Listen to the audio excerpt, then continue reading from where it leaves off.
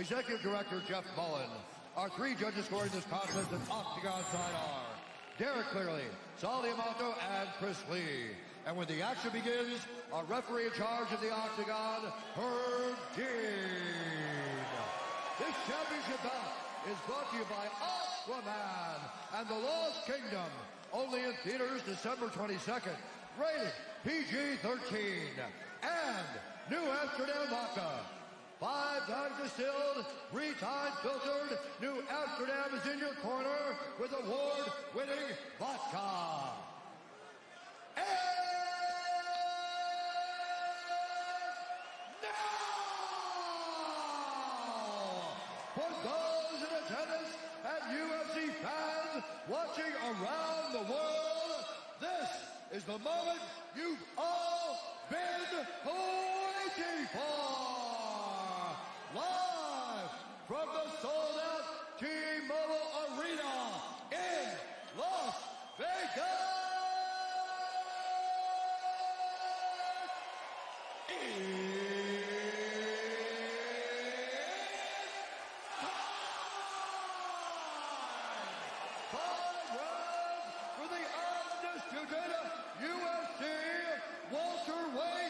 Championship of the world.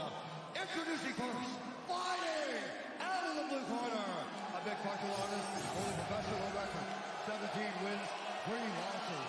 He stands 5 feet 11 inches tall, weighing in at 169.5 pounds.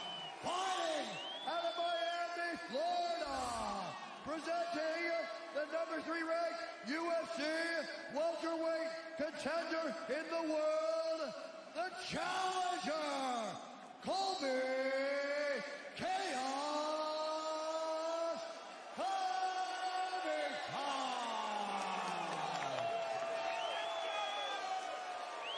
And now, introducing his opponent, fighting out of the red corner, a mixed martial artist, holding a professional record, 21 wins, 3 losses, 1 no contest. He stands 6 feet tall, weighing in at 170 pounds.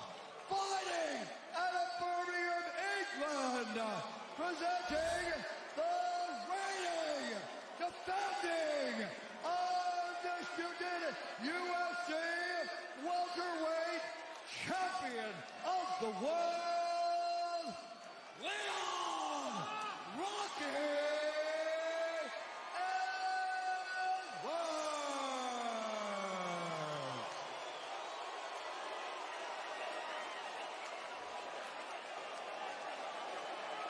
On y est, Chris, le main event. On va juste avoir les instructions de l'arbitre avant de commencer. C'est Herb Dean qui sera là. Protect yourself at all times. Follow my instructions.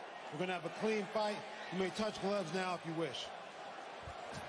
Évidemment, pas de touch glove, Non, pas de surprise ici. C'est électrique, on le sent, je ne sais pas si vous le sentez, mais on le sent. Et quelle annonce encore un de Bruce Buffer. Et il est incroyable pour nous motiver. Et quel événement face à nous, ça peut durer 15 secondes comme ça peut durer 25 minutes. En tout cas, ça va être de très très haut niveau, ça c'est garanti. C'est parti. Est-ce que Covington est rentré dans la tête de Leon Edwards? Marrant, Covington qui ouvre en droitier et qui repasse en gaucher. Ça va switcher beaucoup du côté de l'américain, je pense. Edwards qui s'impose en patron là, 100 mètres de coup, juste avec la pression. Pression de prestance comme on dit. Et un front kick qui est tenté. Et là on est sur un travail de cadrage, hein. On le voit, il coupe les trajectoires de Covington. C'est un très très bon travail. Une distance très mesurée par l'anglais.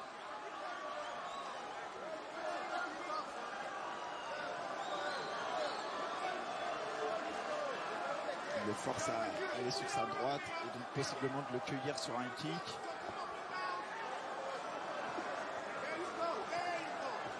Je pense que Edwards va avoir un jeu patient. C'est vrai que dans ses combats pour le titre, on l'a chaque fois vu un peu fatigué. Et face à Covington, c'est très dangereux de fatiguer. High kick pour Covington. Bien bloqué. Bien bloqué de la part d'Edwards qui semble tout voir, qui change aussi de garde. Et qui met la pression quand même. Alors il y a peu de coups distribués. Pour l'instant, c'est vraiment un travail de cadrage et de pression, mais sans dommage. Et les deux s'économisent. Et c'est rare de voir Covington sur le pied arrière comme ça. Là c'est pas mal, ça touche bien sous le kick. Il ne pourra pas en prendre plusieurs dans le combat, il faut faire attention. Leon Edwards, ses kicks sont d'une puissance naturelle, c'est compliqué de les encaisser. Et puis là, la différence d'un combat en 3 rounds, on le rappelle, hein, c'est un combat en 5 rounds. Et si on prend beaucoup de kicks dans la première round, ça peut payer ensuite. Hein. Au round 4 et 5, souvent les appuis sont plus les mêmes. Surtout pour le lutteur face au striker. Hein. Si l'objectif de Covington dans ce combat c'est d'amener au sol, mais que sa jambe avant est annihilée, ça va être compliqué pour lui d'imposer son game plan. En tout cas pour l'instant on a l'impression que Covington veut attendre peut-être un peu que Edwards se fatigue avant d'imposer son jeu. Il a potentiellement une stratégie d'intensité crescendo qui va monter avec au fil des rounds. Beaucoup d'observations quand même, ils se respectent tous les deux, on le sent. Et Edwards à mon avis il veut pas trop engager pour pas prendre le risque de se faire claquer au sol. Ça sera intéressant de voir quand même une phase de lutte et de sol pour voir un peu comment réagit Edwards et voir s'il est amené au sol, si son sol prendra le dessus sur le niveau de sol de Covington. En tout cas là ça a échangé en anglaise, mais on voit que c'est encore un peu timide. Ils n'ancrent pas leurs pieds au sol pour envoyer des frappes lourdes, ils sont en train d'envoyer plus du volume. Et voilà, ça a touché. Première frappe lourde, c'est un crochet arrière pour Edwards. Et souvent quand un combattant sourit après une phase de combat, ça ne veut pas dire que le coup ne lui a rien fait, bien au contraire. Bien au contraire. C'est plus un aveu. Grosse pression par Edwards, hein. Je suis vraiment surpris que Covington soit autant acculé à la cage. Covington qui essaye d'engager en anglaise, bien bloqué par Edwards, bien en place défensivement pour le moment et sur le kick. On entend ça claque. Et on sent que l'anglaise de Covington et surtout l'explosivité, elle ne sera pas suffisante pour faire dérouter Edwards. Tout est assez prévisible. Là, cet uppercut par exemple, c'était assez grossier, on va dire. Et voilà, première tentative d'amener au sol. C'est trop bien facile défendu, pour Edwards. de la part d'Edwards qui tout de suite reprend le centre de la cage et reprend son travail de... Si Covington ne parvient pas à faire peur debout à Edwards, il n'aura pas d'opportunité de lutter, je pense. Ouais, il faut qu'il arrive en tout cas à mettre Edwards dos à la cage. Et là, pour l'instant, c'est pas facile pour lui. Il trouve pas sa distance.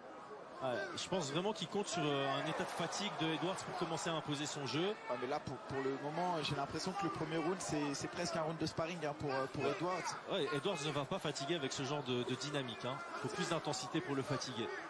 Attention au push kick quand même, on peut se blesser inutilement.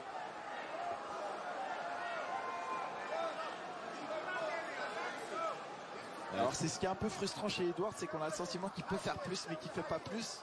Après on le rappelle, hein, c'est un combat, il y a encore 4 rounds derrière, donc il s'économise aussi. Ouais, je pense que le cauchemar pour Edwards ce serait de se retrouver fatigué face à un Covington pas fatigué. Et on doit partir du principe que Covington a un bien meilleur cardio que Edwards. Et ouais, voilà, ça engage en anglaise pour Covington, ça touche bien, et un front kick pour Edwards.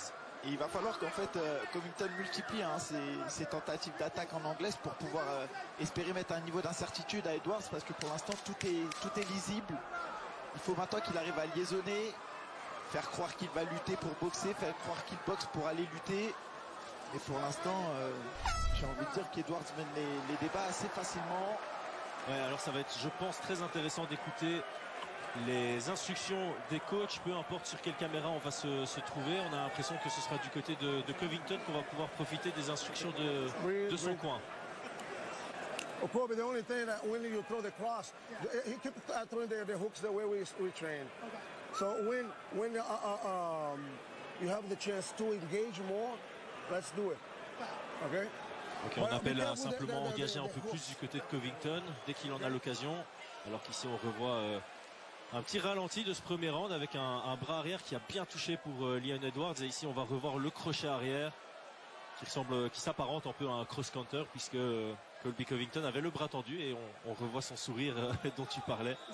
Ouais, c'est un peu un aveu hein, réellement quand un combattant dit non de la tête ou sourit après une frappe encaissée, c'est souvent, ça veut dire ça a touché mais ouais. J'ai rien, mais ça a touché, mais je veux faire croire au juge que ça vaut pas beaucoup de points ce que tu viens de me faire. Maintenant, on peut être quand même assez déçu de ce que propose Covington parce qu'on le sait, hein, c'est à lui de produire dans ce combat. S'il veut que le combat s'envole, en tout cas c'est à lui de prendre des risques. Edwards, lui, il est dans son domaine. Ben voilà, middle kick pour ouvrir du côté de Covington. Peut-être vraiment qu'il a une stratégie crescendo et on va voir ce que ça donne sur les minutes qui arrivent. En tout cas, effectivement, la stratégie de Covington, c'était de mettre du volume et il ne l'a pas fait sur le premier round. À mon avis, il respecte beaucoup la puissance et la technique de Leon Edwards. C'est bien fait. Là, on le sent un peu plus agressif quand même, Covington. Et ça peut forcer Edwards à l'être aussi. Pas lui laisser du terrain. C'est qu'Edwards, il va s'adapter. On parlait tout à l'heure des combattants qui sont en réaction. Edwards, c'est un peu ça. C'est quelqu'un qui adapte aussi son niveau à ce qui lui est proposé. Bon, le low kick, mais il part à une vitesse et on l'entend claquer. C'est vraiment un coup de fouet. Ouais, en termes de précision, Edwards est largement au-dessus de Covington pour le moment. C'est la gestion de distance qui est incroyable chez l'anglais. Pour rappel, Angleterre, États-Unis dans des title fights à l'UFC, c'est 4-1 à l'avantage des Anglais. Et c'est marrant que Covington n'ait pas essayé là sur cette phase d'appréhension d'aller coller Edwards. Tout au contraire, il a été méfiant. Ouais, d'après ce que j'ai compris de son coin, ils ont plus une stratégie axée sur le pied-point. Parce qu'il parlait d'engager davantage et ça semblait parler sur l'aspect du travail debout. Je suis quand même assez étonné que la stratégie de Covington ce soit de striker avec Edwards. C'est clair, c'est clair. Après peut-être qu'il veut peut-être pas trop se fatiguer au début avec la lutte en partant du principe que Edwards, et c'est vrai, Edwards a une lutte défensive qui est exceptionnelle. Ouais, mais le problème en fait à laisser filer le temps, surtout quand on connaît le cardio de Covington, c'est aussi de se dire que peut-être s'il accélère au troisième round, c'est trop tard. C'est peut-être trop tard, parce qu'alors il a plus le droit à l'erreur s'il perd les deux premiers. C'est un peu ça, et c'est aussi qu'il y a un travail de sape qui commence à être effectué de la part d'Edwards. On voit la jambe de Covington qui commence à rougir. Ouais.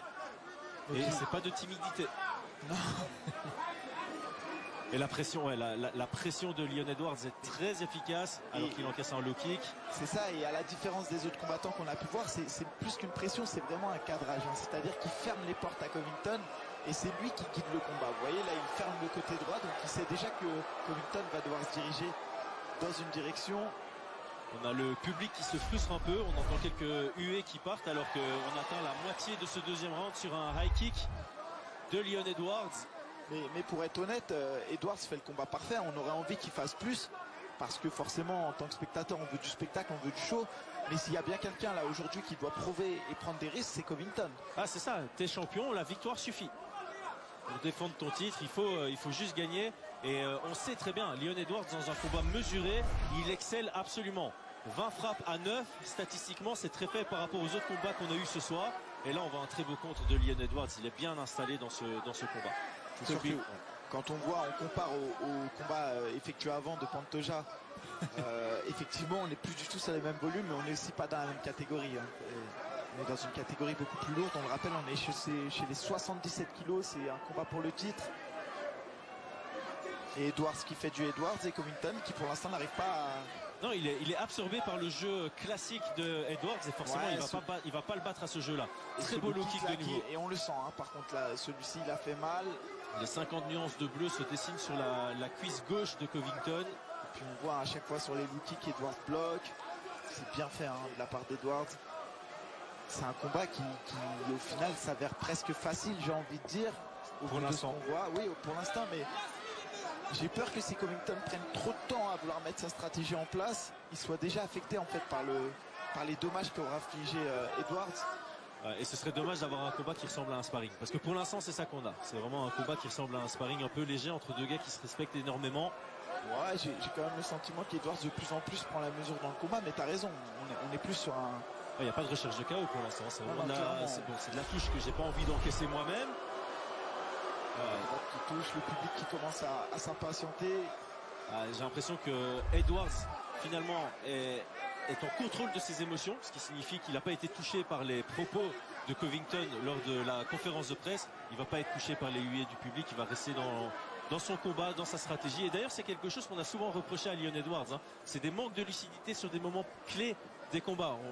Le meilleur exemple c'est son combat contre Ned Diaz. Il domine 4 minutes et 55 secondes du combat, mais il y a 5 secondes où il perd un peu de lucidité, il se fait connecter, il aurait pu perdre le combat comme ça.